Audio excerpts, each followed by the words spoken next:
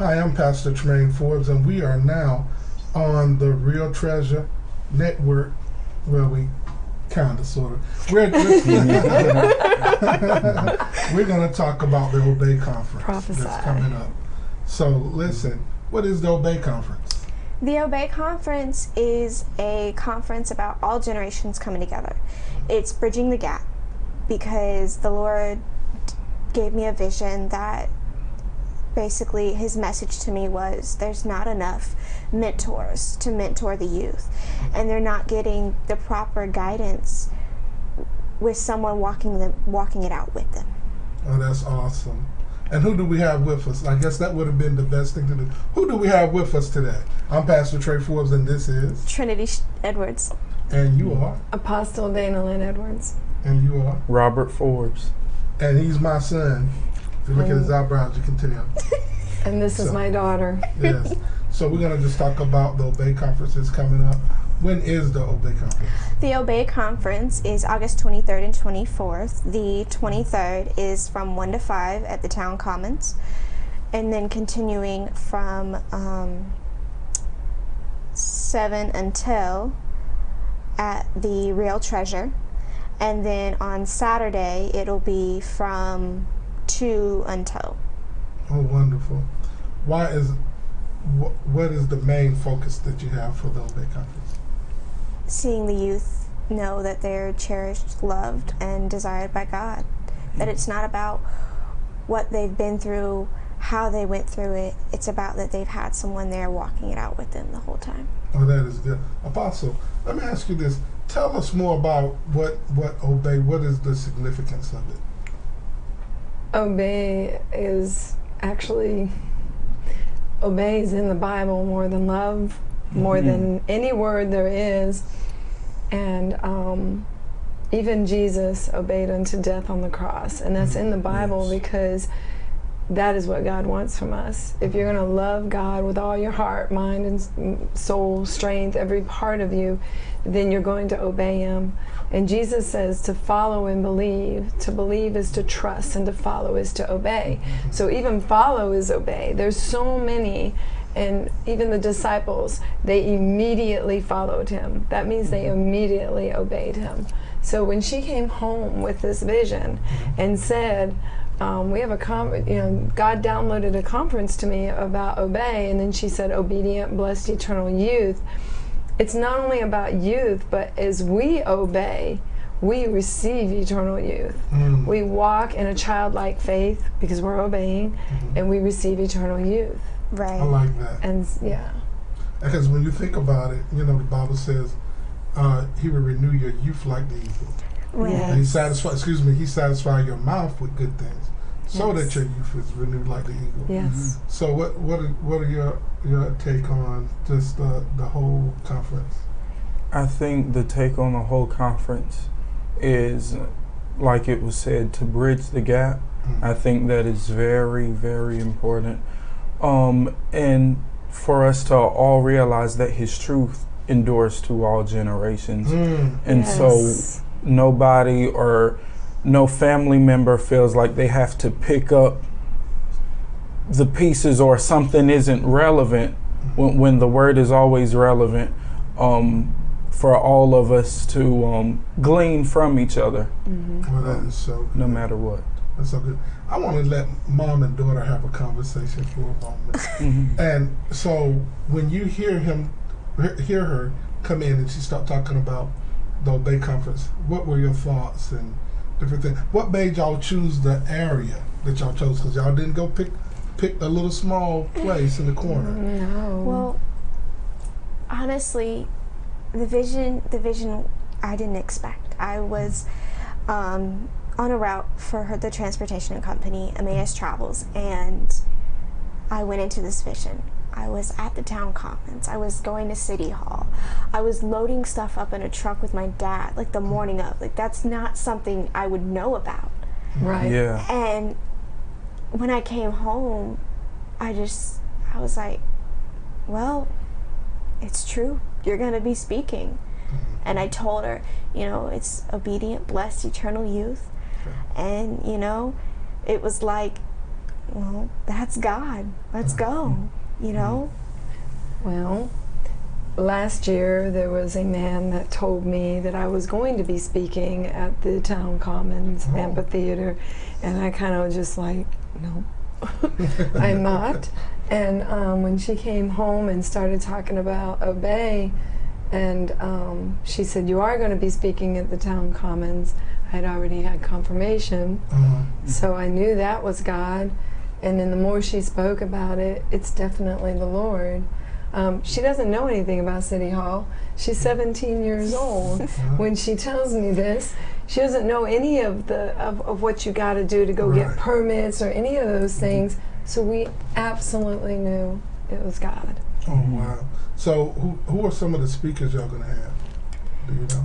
We're going to I have... know you do know. Yes. We're going to have Brandy Hart from Austin, Texas. Actually, Round Rock, Texas. We're going to have George Cherry. We're going to have David Pridgeon, who is with,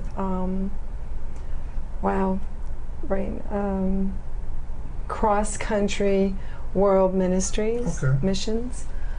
He's going to come and speak, and he's in his 80s, and the youngest one that's going to speak is 19 years old. Oh, wow. And so we're going to bridge the gap even with the speakers. He's in his what? Late 70s, early 80s. Yeah, I've seen him. That's why I was saying he looks so young. Yeah. And then we have Tina Watson, and I think that's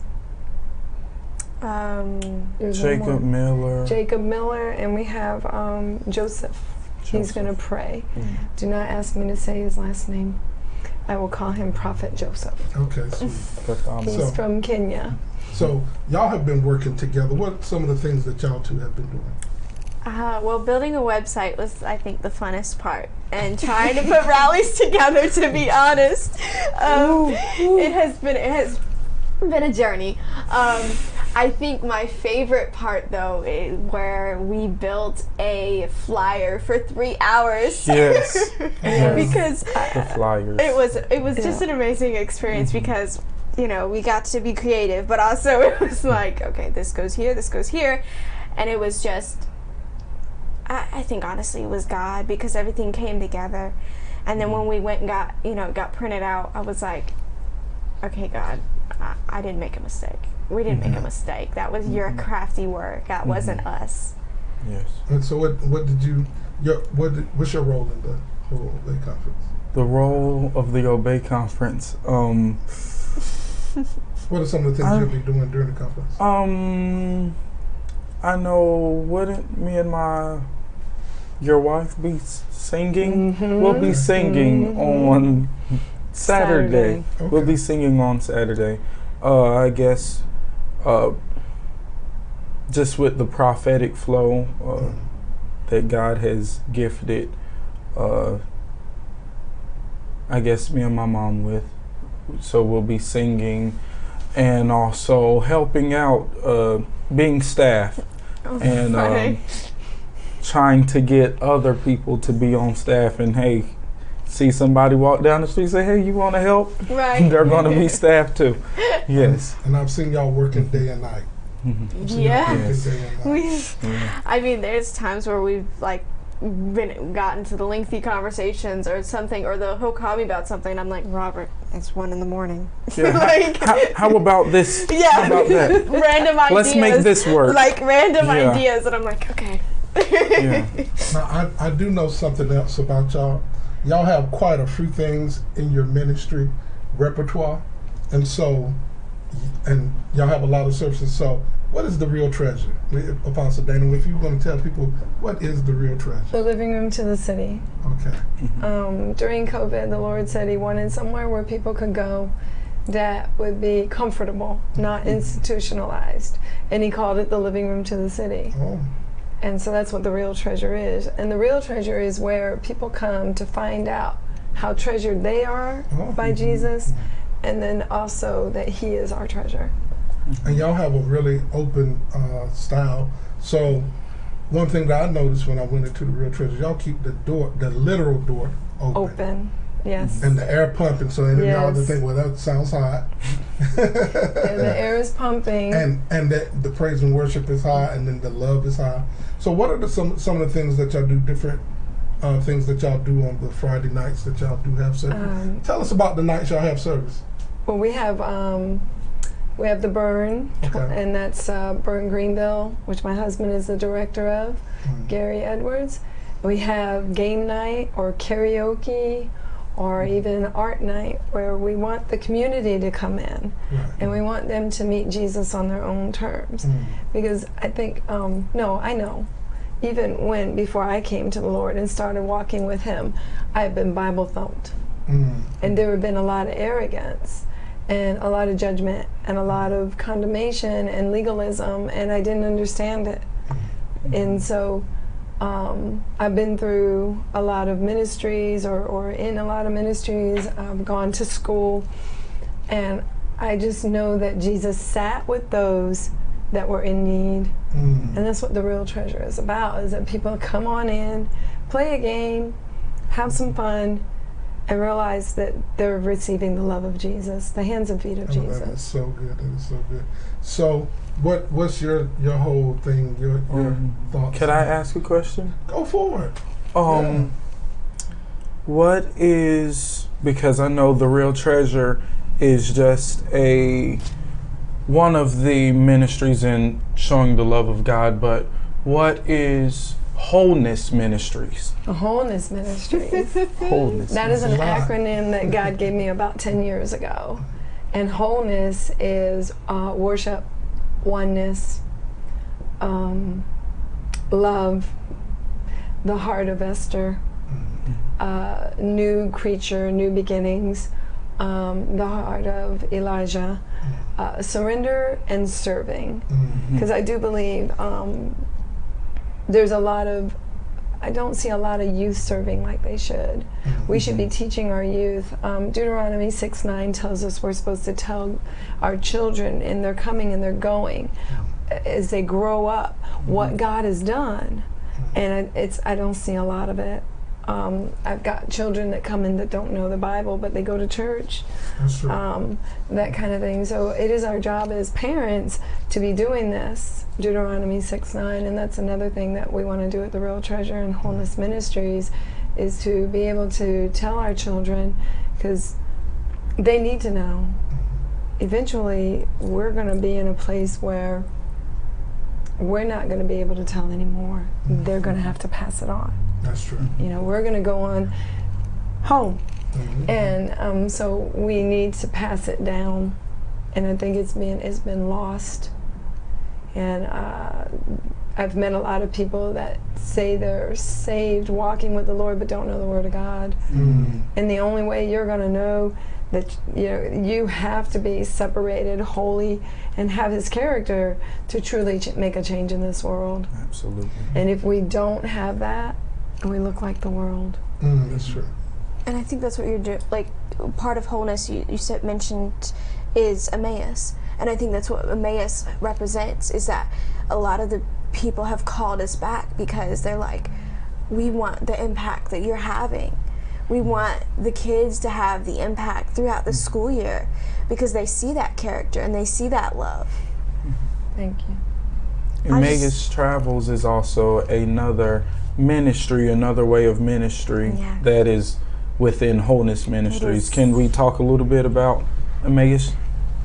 Emmaus Travels was given to me 6 years ago. A woman came to me and said that God wanted her to give it to me, and that it was going to grow, and it definitely has. And our thing is to show children that they are important, they're loved, they're desired. We have a lot of children that are displaced or foster care, or even deemed that they're never going to amount to anything, which is what my daughter is. My daughter was deemed that she would never amount to anything. And I'm a bragging mom. She has a 3.6 at Pitt.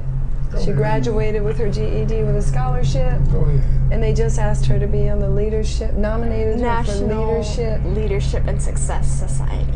That is so good. That's an amazing Yes. accomplishment. So we want children to know that they're important, their desire, their wanted, that God didn't make a mistake when they were created.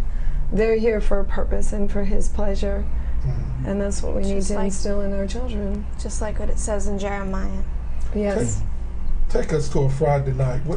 If we came in to the Real Treasure on a Friday night, what should we expect? What should we expect? Woo! That is a hard question, because you really should expect anything, but also don't expect compromise. Right. Amen. But expect God showing His love in so many different ways. Yes. I would say walking through the doors, there will be music, some form of music or some form of prayer. Even people who come in, we have witnessed people who come in about to go to bars, about to go to breweries, but they have on their heart to rededicate their lives to God, because even during the karaoke nights or through the painting nights or through the game nights, we have some form of praying or some form of worship music, whether it's live band singing or it's just music playing, and just God love shows up on Friday nights. But that's okay. It's not only open Friday. During the week, we do prayer and Bible studies, and we have a freedom study called Unsurrendered Soul. We have a Bible study called Purpose Driven Life. And the rest of the week, it's about praying for the city, praying for the people, so that when they come in, they're changed, they're touched, they encounter God. One thing that I like, because I'm a pastor, when I came in, I didn't do a whole lot of talking. I just said, well, the way I would go get my Bible. Sometimes my son, Robert, used to go to the church, and he would just go in and probably start from 7 up to 12, 1, 2 if you let him. And he would just sing in there by himself, just in there by himself singing. And I would go in with him, and I just get the Bible, I pray and read, pray and read, pray and read, pray and read.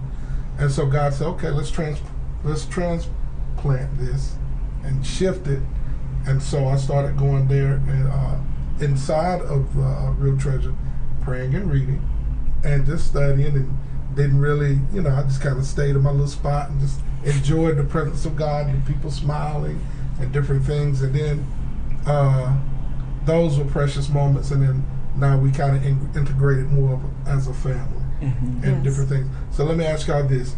If you could think about any experience or a moment at the Real Treasure that stood out in your mind, what one just stuck out? And I just pass the ball to whoever want to grab it first. The truth. Yes. Robert walking in the door. He is amazing. Robert walking in the door, sat in the back of the place, the back of everything, in the last row of chairs at first, and there were some young ladies that came with him, and he kind of let them leave, and he moved to the middle, and he sat there for a while, and the same young ladies came in and tried to take him away, and he just went like this, just go. And then he got to the front and started singing with the young lady that was singing. Wow. That was an amazing thing. So for you, Trinity, what's one of your... I think one of my favorite memories is when we had, I don't know, probably 10 or 12 high schoolers come in on prom night and pray for the ones on prom night. Because it was like, it was seeing like the city had a new heartbeat. It wasn't about what was going on. It wasn't about all of that. It wasn't about who looked better. It was about, I'm gonna pray for you because I know what these nights can lead up to. And I know that was just a moment. I know that God was jumping in a seat because it was like, this is what I want for my youth. That's good. They didn't only come in and pray, they were on their faces. Yeah. Oh, Yeah. They were on their faces. They were. that's amazing. It was amazing. So for you, what was one of your favorite memories you I'm not trying to pick the same one, Apostle Dana, Pick whatever. because Yeah. you know that night for me was a very pivotal night, because that could have went so many other different ways. It was my graduation night, and because I was like, I'm grown now. This is last year. Grown now. I'm 18 in my brain, in the ego. So I'm about to go out and party with friends. And so I told one of my friends who was texting me on the phone, who was a Christian, was like, yeah, this isn't what you're called to do. So you go with your family or either find something else to do. And I was like, yeah, I'm not listening to you. Tell me when. I have a great set of Christian people to be around, other than my family, because my family's And that got old to him. and I was like, 18 years with this, I'm ready to do something new. And so once I told God that, because once I told the friend who was holding me accountable, who was a Christian, that, it sent the signal to God, well, let's go ahead and help him out. So on that day, I graduated from high school to going to the Real Treasure and going deeper in God. So I think that is... I think that was the real graduation. I don't think... Yeah. I think in that moment, that was, okay, God, I'm going to throw this cap, but that means I'm going to climb higher. I'm going to go higher. Yeah. That means, you know, all the training that you've put me through. Mm-hmm. This is the definition of, all right, I'm saying yes. Mm-hmm. And I think that's what the real treasure is. The real treasure is the hidden gem, the moment where you're like, okay, I don't want to say God is a last resort, but you get to that moment and then you walk, right. And sometimes to us it looks like the right. You best. walk into the real treasure and it's like, where has this been? Mm-hmm. This is just the moment I needed. Yeah. Meet God where he's at. Mm-hmm. Where am I at? Because it's where he always is. We were singing last night, you know, he's always there. He's always in the room because he's in our hearts. Mm-hmm. Yeah.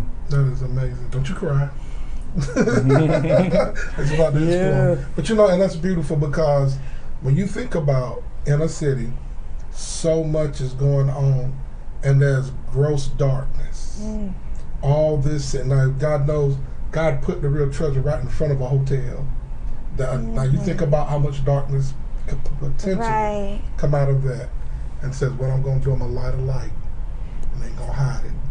And so it's going to be right here to catch everything. And I think about, it's one of my best moments, and there's several, is when you see someone that comes in, sometimes they're lonely, sometimes they're broken, sometimes they just want to see what's going on, sometimes because the music is so good and the singing is so high and people seem like they're happy, people walk in and just kind of, hey, what's going on in here? But when they come in and find life, and they find something in someone who can quench their real thirst, which is Jesus, the everlasting water that can quench the thirst of our soul. I think that's one of the greatest things I've seen. Times I remember there was one lady, I think she was a nurse. She came in, she was going to go get some drinks, and I saw her. I said, I waited a little while because I've worked all day, and I said, let me get my little strength. So I'm going to go out here and start asking people, come on in. While y'all were doing all y'all were doing, I just walk out, hey, come here, for a moment. I would get them in. They would sung karaoke, and I love the freedom that you had, because you could clearly smell the alcohol on her, but yet at the same time, she was singing gospel music, that she sobered up, and you're able to get the message to her, because sometimes mom and dad can't say, hey, come sit down, come do this, come do that, and because the child already have opinions. But when they see other people enthusiastic about God, they come in and they say, this is something different. How many times have you heard, are y'all here when? And how long do y'all do this? And just on and on and on. And it's good to see the joy of the Lord that come upon people who might not have had the thought to experience it, because I have a different point of view. Me and my wife, we would talk and we say, baby, we got to pray for Robert. We both pray for Robert.